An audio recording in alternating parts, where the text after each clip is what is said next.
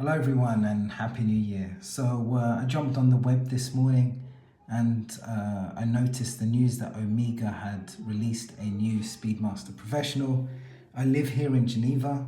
I was after a new watch. I'd always liked the previous Speedmaster Professional, but I think one thing that put me off was the bracelet. So when this new one came out with the redesigned bracelet, I was very excited. Called up the Omega store in Geneva this morning. They said they had one in stock. Went down there at lunchtime, bought the watch, and I was told I was actually the very first customer to buy one. So yeah, very first customer to buy one here in Geneva, Switzerland. So just to start with the box is a bit smaller than the previous models was. I know the previous model had a really big box, a few accessories, had this big silver medallion on the top. Wasn't a big fan of all that. I'm quite a minimalist guy and yeah, prefer the redesign. I think it's more modern, classy looking. So yeah, just first look at the watch. To be honest, at first glance, you don't see too much of a difference. But I think on the dial itself, things just seem sharper. I mean, you look at the text, it just seems clearer. You look at the hands, they just seem sharper. There was some kind of fuzziness on the white hands of the previous watch, and that threw me off. It just didn't seem as refined as it should for something so expensive, but this one certainly does. You have the applied Omega logo, which is beautiful. These small details, they really add up and make the watch feel a lot more refined, a lot more expensive. And this watch is a bit more expensive than the previous model. So this is the Sapphire version. It cost me 7,100 Swiss francs. So that's the official store price. And I know the previous model was something closer to 6,300 or something. So yeah, this one is a bit more expensive, but they have put more work into it. Well, it feels like they have.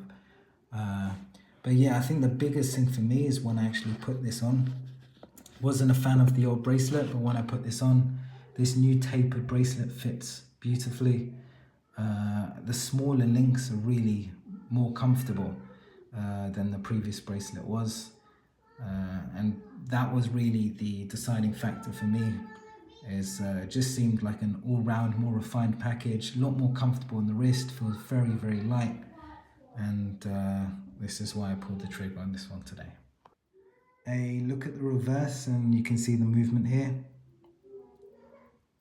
So yeah, I've been reading this movement. It's called the 3861 compared to the previous one, which was an 1861. Fairly identical from what I've read. I think the difference here is that this one has the hacking seconds feature, which means that when it comes to setting the time, you can do it a bit more precisely because the seconds stop.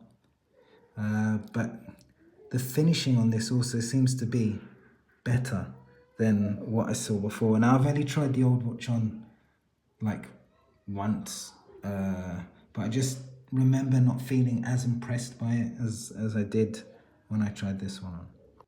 Quick wrist shot, and as I said, yeah, the comfort really stands out. You can see the clasp is different. So before they had a very plain clasp, they've applied the logo here, which kind of overlaps onto the bracelet, which I think is a very nice touch. These lines are quite nice as well.